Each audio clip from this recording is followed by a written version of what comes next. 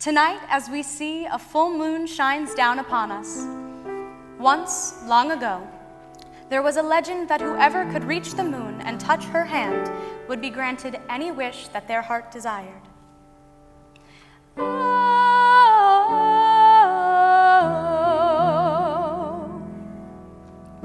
In that time, there were two queens ruling over neighboring lands, one to the east and the other to the west. Rivals to the end, they decided to compete to build a tower taller than had ever been built, so that each could reach the moon before the other and touch her hand, and with their wish earn riches, power, glory, immortality. No one knows which queen first had the idea, though both would insist it was them if you asked.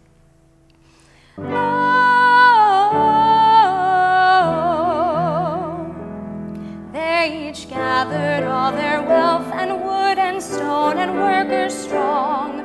The plans were drawn, the work began, the labors toiled long. Which queen her heart set on that heavenly boon would be the first to proudly build her tower to the moon?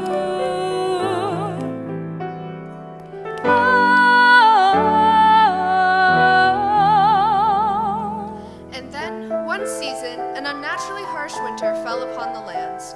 Freezing winds ravaged them both. Snow piled high. The cold dragged on for months and months, and the people begged for help and for protection from their queens. And the queen to the west,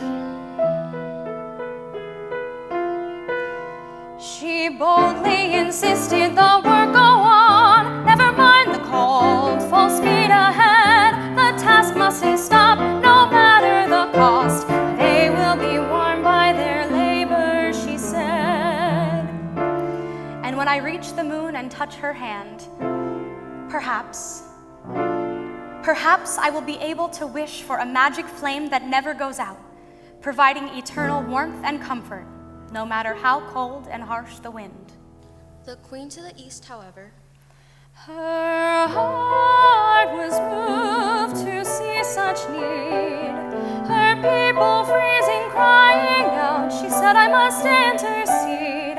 I'll share the stock of wood to keep fires burning bold.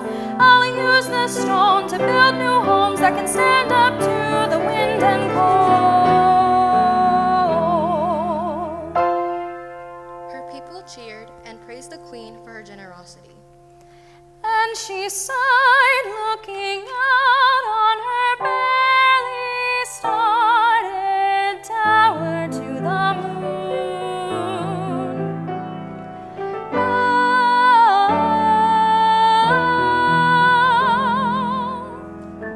Years passed, and the construction continued. The determined queen in the west forced her workers to toil day and night, and her tower stretched ever higher. The queen in the east, her tower fell far short in comparison.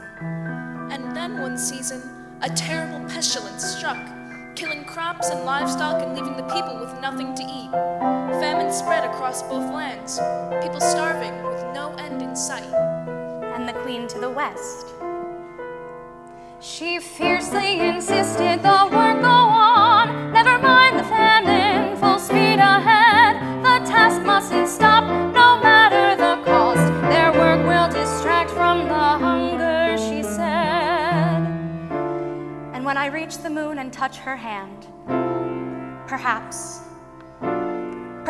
I will be able to wish for a great, never-ending feast for my people, so that they may never go hungry again.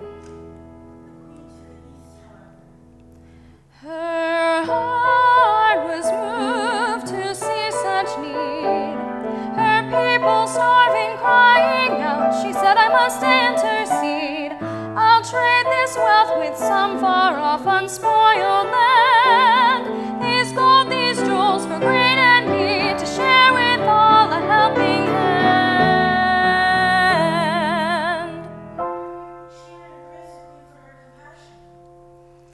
And she sighed, looking out on her wishful feudal tower to the moon.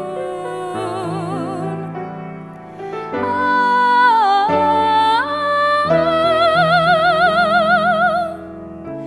Many years came and went. The benevolent queen in the east reigned judiciously and graciously, and her unfinished tower became a memory of a dream abandoned. Meanwhile, the ruthless queen in the west pressed ever onward, though her laborers grew fewer and fewer in number. One night, when the gracious queen in the east had grown very old, and she knew her days were near their end, it was a glorious and clear night, much like tonight. The kindly queen lay in her chamber. The moon itself, full in her splendor, descended and came to visit her. She floats in through the window, shimmering and pale, iridescent white.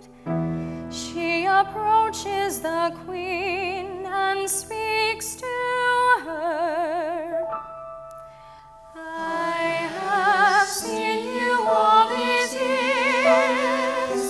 I have watched you care and provide, showing love and light to all. And now I have come down to see you, gentle queen, generous soul, that you may touch my hand and have your wish.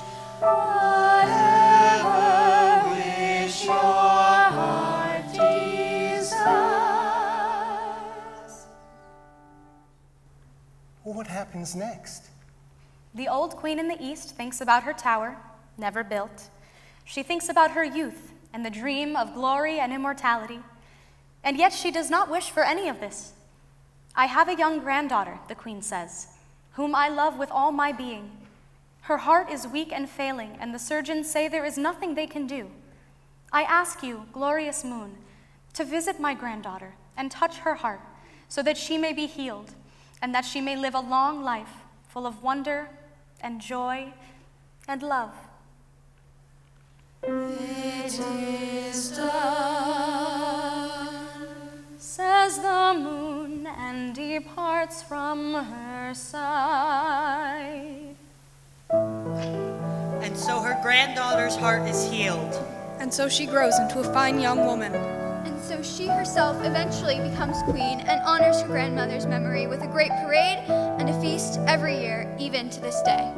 In the eastern realm, people sing the old queen's name from every street, and every home is full of friends and neighbors, laughing and celebrating and sharing whatever they have to share, honoring the legacy of the beloved queen.